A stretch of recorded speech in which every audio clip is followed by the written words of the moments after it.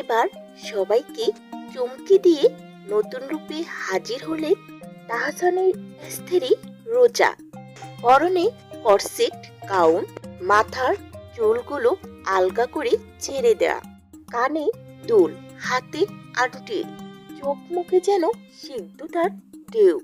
আর এমন লোকেই ধরা দিয়েছেন সঙ্গীত শিল্পী তাহসান খানের স্ত্রী রোজা আহমেদ।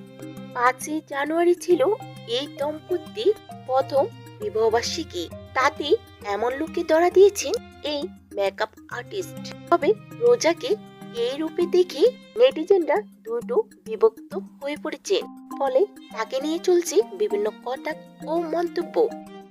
একদল যেমন প্রশংসা করছেন, অন্যদিকে আরেকটি দল কটাক্ষ করে মন্তব্য করছেন। কেউ লিখেছেন আপনাকে খুব সুন্দর লাগছে, অসাধারণ প্রেজেন্টেশন। আবার কেউ তো এমনটি লিখেছে, আমি তো ভেবেছিলাম জাহ্নবী কাপুর। অপরদিকে তাহসানের ভক্তদের বড় একটি অংশই রোজার এই নতুন রূপ দেখে বিস্মিত হয়েছে। তো তাহসান ধর্মীয় বিশ্বাসের কারণে গান ও অভিনয় থেকে সরে দাঁড়ানোর সিদ্ধান্ত নেয়। তার উপর রোজার সাম্প্রতিক খোলামেলা ছবিগুলো ভাইরাল হতে হতে সেই আগ্রহ ও সমালোচনা আরো তীব্র হয়েছে।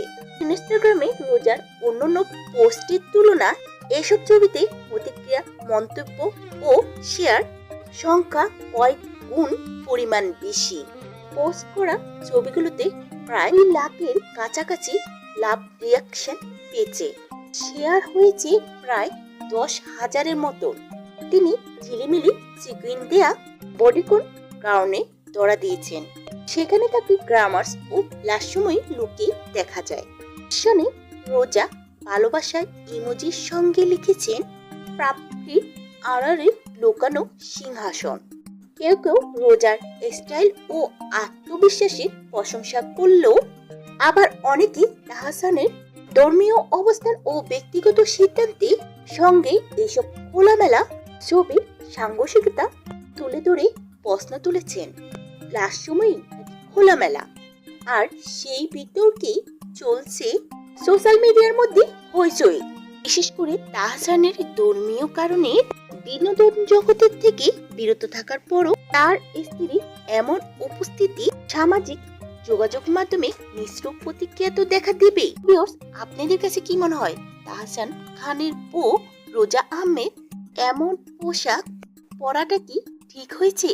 অবশ্যই নিচে কমেন্টে জানাতে ভুলবেন না।